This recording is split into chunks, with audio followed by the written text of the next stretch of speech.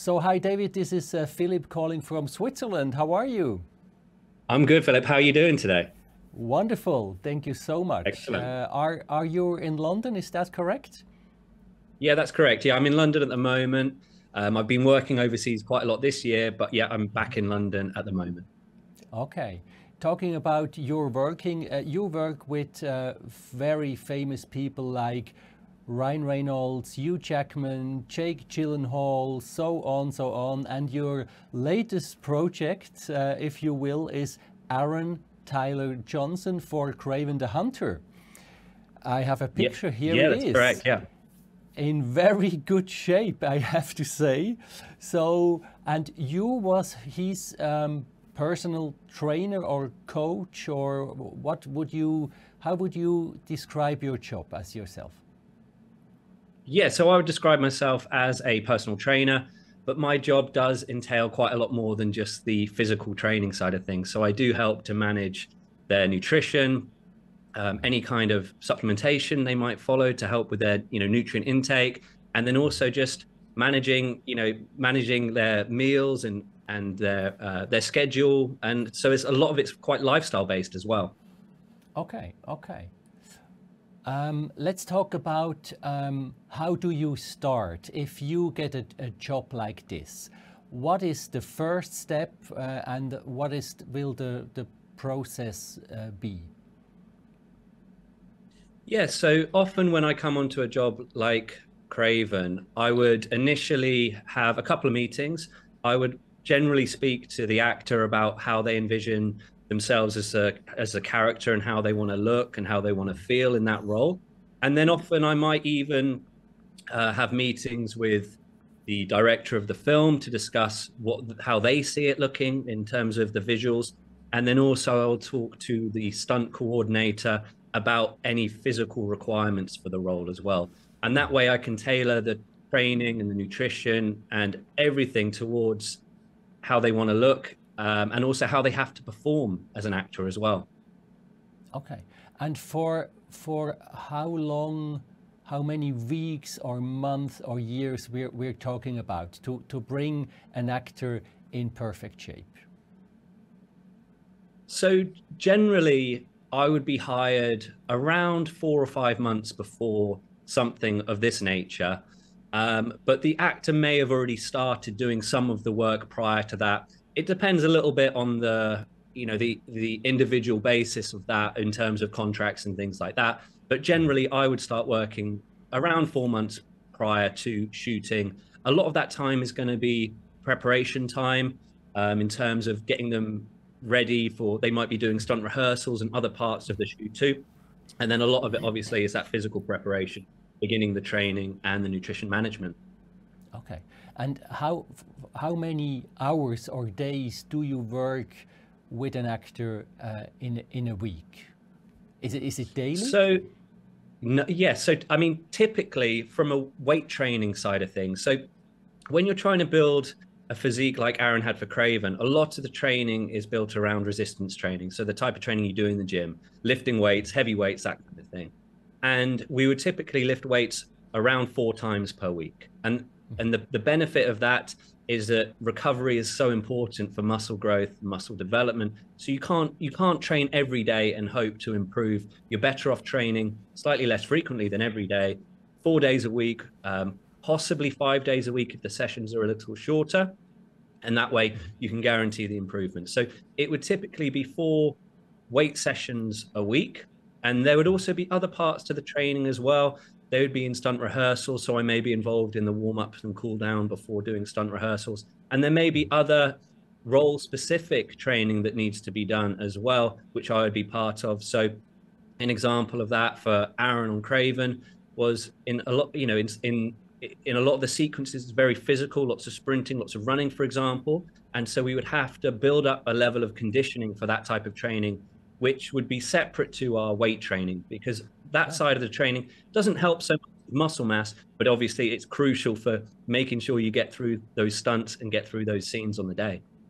Okay, I see. So then you have a lot of preparation to do before the movie is starting to shoot, and then during the shoot you're always there to help them day by day. Yeah, exactly. Yeah. Yeah. And when the shoot starts, things change quite a lot because when you're on a filming schedule, you never know what the day is going to look like. You don't know what time you're going to start, what time you're going to finish. And so we built a trailer gym that would come with us on the location so that we had somewhere that we could train. And it was, you know, quite basic, quite simple, but worked very effectively so that we knew that we'd be able to train. But some days, maybe we'd only have 30 minutes or 40 minutes to train on those days, for example. And so we may do slightly more frequent training in order to solve that problem. But I'd always be there on set throughout the whole shoot, making sure that the training's going well, making sure that the actor, in this case Aaron, is getting all the meals that he needs so that he's being fueled up for the scenes and also fueled up for the look and for the body composition that we want for the role. And then also if there's any stunt training sequences or stunt action sequences in the actual filming, then I'd be there to help him warm up and prepare for those so that he could get through those safely, which is probably one of the most important parts of the job, actually. Oh, okay, I see. I see. And what about a special diet? What is, I guess it's important what you eat during that process. Absolutely, yeah. So from a nutrition standpoint, there's a couple of things that we really have to consider when trying to get someone in that kind of shape. So there is overall energy intake. So it's like how much energy is that person consuming in terms of calories versus their activity level. So it's something you have to consider. Then there's also the macronutrients. So this is obviously the breakdown of the food on a basic level of protein, fats, carbohydrates. And then also there's something equally as important as the micronutrients, which is, you know, vitamins and minerals and the quality of the foods and what we're getting in to ensure peak performance. Because you can have somebody look a certain way by just following the macro principles of proteins, fats, and carbohydrates and making sure they're having a high protein diet, for example.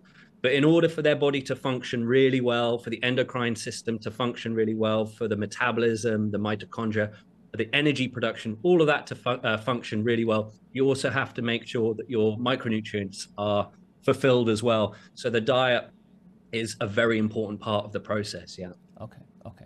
So you make all this preparation, or are you going to the chef at the set and say, listen, we need that food for this guy and that food for this guy, and is that correct? Yeah, exactly that. So yeah. So I mean, on this film, we had fantastic chefs working with us, so we were very fortunate. You know, which makes the job so much easier. Not every film production will have cast chefs, so sometimes you're working with the catering teams who are catering for the entire crew, and so you're working with them. Other times like this, we had some amazing chefs. One of the chefs in particular, Atlanta, we worked with for a very long time, and she was fantastic. And she would prep the meals based on the requirements in terms of what you needed from a protein standpoint and everything else. And the food was always fantastic. So it made it so much easier for him to eat, especially when to eat it in a rush when there's no time. So yeah. Yeah. Okay. So let's have a look to the results. Damn. Oh my God, that looks awesome. I mean, I can't believe that. What is your advice for me as a completely untrained guy to get a belly like this? How should I start at home? So, I mean, the main thing to start doing is resistance training. So lifting, lifting weights basically is the main thing. So in order to build a physique like Aaron has done there, which is very difficult. Aaron is, he has a huge amount of discipline. He's got great genetics, and his work ethic is fantastic. So he's got everything going that when he follows the right instructions, he does incredibly well with results. Yeah. In terms of the things that someone would need to focus on, obviously weight training, 3 to 4 times a week as a guideline for starting would be fantastic. And you need to be lifting relatively heavy weights as well. So you need to be working in a rep range of roughly 8 reps per set, and then doing several sets of each muscle group. And so you need to have a structured routine with that, and a routine where you're able to try and progress with your lifts. So for example, if you're doing a chest press machine, you want to track your weight so that you're able to get stronger, and then that process is going to help to stimulate the addition of more myofibrils, so more muscle fibers. And so that is the process. So you need heavy weights taken relatively close to failure, with progressive overload over time, and that is the foundation there from a training perspective of how you'd start to see those results. Okay, maybe I start right after Christmas in January. Yeah. Yeah, it's not the easiest time of year to start, that's for sure. Yeah, so that brings me to the next question. How can you motivate an actor or an actress if they want to give up, or if it's too much at the moment? What are your lines to motivate them?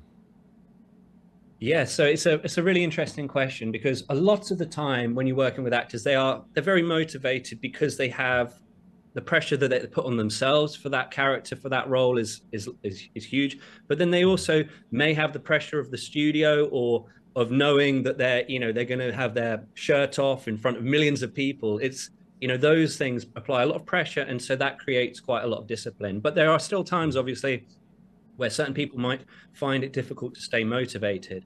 And I think one of the things to do in that situation is actually not to push too hard to try and do too much, but it's actually to bring things back a little bit so that it's a bit more manageable, and psychologically it's a little bit of an easier thing to digest. And so to bring it back a little bit, so perhaps if someone was training 4 times a week but they're struggling with energy levels or struggling with recovery, rather than try and push them to do more, you may drop to slightly less so that they're able to recover, their energy improves, their sleep improves. And I think that as a coach, if you're managing everything, you should be able to avoid the situation where someone gets overly fatigued or overly burnt out, because those normally come as a byproduct of potentially excessive training, or training with too much muscle damage, or poor sleep, or poor nutrient intake. So if you manage all of those things, then that person's energy is always going to be more positive. That person's motivation is always going to be higher. And so I like to manage that before it happens, if that makes sense. Okay, I see. And if the job is done, are you still friends with them? I mean, you spend so much time, so many months and hours, hard-working hours. So I guess you build a special bond during this time. What about at the end? Are you still talking, or are they happy when you leave? I don't know. Sometimes maybe, sometimes they're happy when I go. I'm kidding. No, of course. But to be honest, a lot of the time when I work with someone like Aaron, there'll be a continued working relationship. So we've done several films together now since that time, since KRAVEN, and we worked together continuously, during that time. And so we were training this week together as well, and we've been doing that, so there's a continuation of the professional relationship. Of course, if you do a good job, then they want you back, then that's a good thing. But of course, if you do spend, many years with somebody over multiple films, for example. So some of the people I've worked with in the past, and Aaron included, I've worked with for several years at a time. And so you build up a friendship too, of course, and you'll see each other outside of just training sessions too. Yeah. Okay. So the result again is awesome. Another picture here of Aaron, or another one here. David, congratulations. You did a great job, and thank you so much talking to us to give some insights of your job. And I really look forward maybe for another movie or another talent you're working with. Thank you so much. Absolutely. David. I appreciate it. Thank you so much for having me. Thank you. Bye. Bye.